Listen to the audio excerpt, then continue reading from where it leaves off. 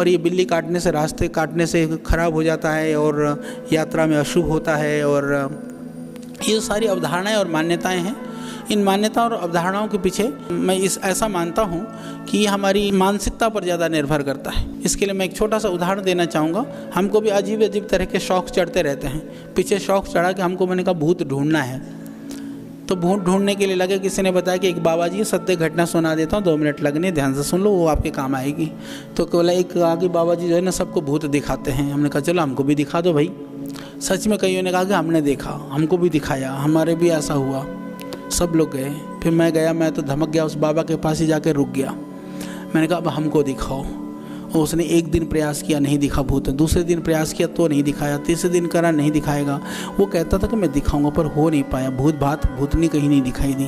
तो बाद में उसने कहा क्या तुम गायत्री मंत्र का जप करते हो क्या? मैंने कहा वो तो बचपन से ही करता हूँ, अभी भी करता हूँ। बोले तुम्हारा कुछ नहीं हो सकता।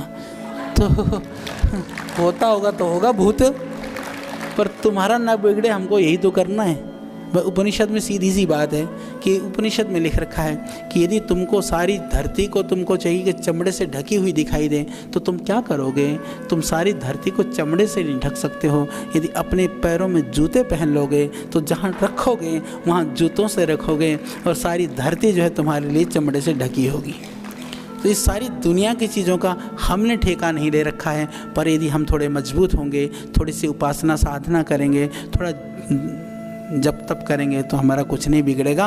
बाकी जिनको भूत सताए, प्रेत सताए, शुभ और अशुभ और वास्तु सताए, तो सताने दो, पर तुमको नहीं सताएगा, ये गारंटी है।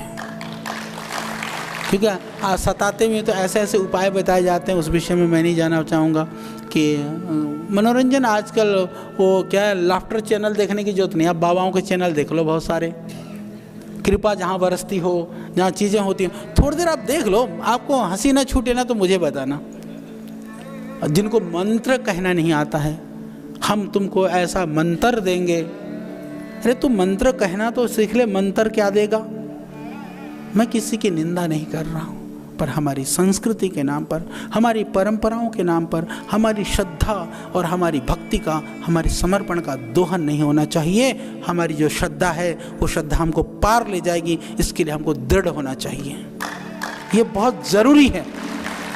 यहाँ यही दृढ़ता दी जाती है आपको, यही दृढ़ किया जाता है। हम लोग उस परंपरा के संभाग हैं, वहाँ पर कृत्रिमता के लिए, आर्टिफिशियल पना के लिए, दिखावटी के लिए, ढोंग पाखंड छल के लिए कोई स्थान नहीं है। वस्तु का अभी हमारे पास एक पीछे कई सारे लोग आते रहते हैं, सब आते रहते हैं। जो ज्योतिष का जो वैज्ञानिक स्वरूप है, हम उसको मना नहीं करते हैं। क्यों? क्योंकि कब सूर्योदय होता है, कब सूर्यास्त होता है, कब सूर्य ग्रहण होगा, कब चंद्र ग्रहण होगा, ये सारी स्थितियों का वर्णन हमारे ऋषियों को हजारों हजार साल पहले पता था। जब सारी धरती को ये भी नहीं पता था कि ये पृथ्वी गोल है, हम क्या कहते थे? भूगोल। मतलब क्या है? ये धरती गोल है। हमारे ऋषि कहते थे। हम इतने उन्नत और समृद्धशाली थे। हम अपनी परंपरा के खंडन करने वाले या उसको नकारने वाले लोग नहीं हैं। हमारी विज्ञान, हमारा साइंस और हमारे ऋषि लोग इतने उन्नत थे, इतने समृद्धशाली थे। दुर्भाग्य से उसी देश के लोग अब राहु केतु चढ़ाने में और उतारने में लगे रहते हैं। अच्छा ये बताइए, वो कहते तेरा राहु खराब है, तेरा षाढ़सती खराब है, ये मंगलिक है। मैंने देखा कि जिनको ज़्यादा वो मिला करके शादी करी होती है ना, जितने बैठे हो ना, पति पत्नी भी होंगे, जिनके 36 गुण मिले होंगे ना, उसके घर में सबसे ज़्यादा खटपट मिलेगा आपको। हाँ, मुश्किल से अभी मैं देख रहा था, एक संत मेरे पास बैठे थे, ये 10 दिन पहले की सत्य घटना है।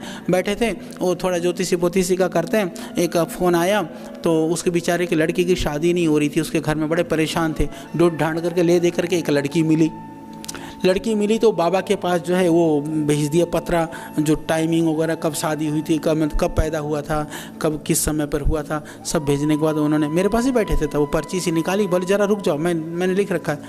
बोला अच्छा वो लड़की, जो लड़की की बात कर रहे थे, फ़ोन पर बात कर रहे थे, मेरे साथ बैठे थे, उसके साथ शादी बिल्कुल मत करवाना, सारे गड़बड़ हो जाएगा, ये हो जाएगा। उन्होंने ऐसा बितका दिया। मैंने कहा बाबा, किसी का घर बस रहा था तो क्यों उजाड़ रहे हो? बसने दे देते। बसा ही नहीं बेचारा, शादी नहीं हो रही, वो शादी के ठीक है, शादी नहीं हुई, मस्त रहे। अच्छा कई ऐसे भी होते हैं, वो आशा में ही जीते जीते बुढ़े हो जाते हैं, फिर भी शादी नहीं होती। और बेचारी जिनकी हो रखी है वो भी परेशान रहते हैं तो भी। तो आप जो है उसमें आनंद से रहना सीखो। तो शादी हो गई, गुण जितने मिल गए, पर उसमें आप तो मिल करके रहो, तो ये ज़रूरी है। तो मैं आपको बता रहा था कि हम राहु केतु चढ़ाने में और उतारने में लगे रहे। ये हमारी वैदिक ज्योतिष या वैदिक शास्त्र की परंपरा में ऐसा कुछ भी नहीं है। कोई पंडित जी का कनेक्शन थोड़ी ना उनसे कि भाई उतर जा, भाई चढ़ जा। कोई उसके भाई हमारे घर का कोई सेवक हो या कोई हमारा आज्ञाकारी, कोई हमारा फैमिली का मेंबर हो, वही तो सुनेगा इतनी बात। तो ऐसा कनेक्शन नहीं है, ऐसी कोई विधि नहीं है कि राहु केतु का कनेक्शन वो एक वो हो जाए, सेवक बन जाएं और बाकी उनके आदेश के अनुसार औरों के लिए काम करें। तो ये ऐसा हो जाएगा तो पता है क्या होगा?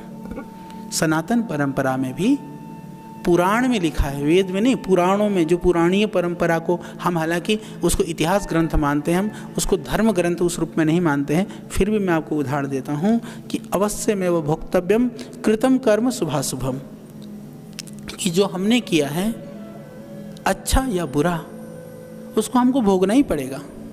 जब हमको भोगना ही है अच्छा या बुरा, तो ये बताओ कर्म का फल कौन देता है?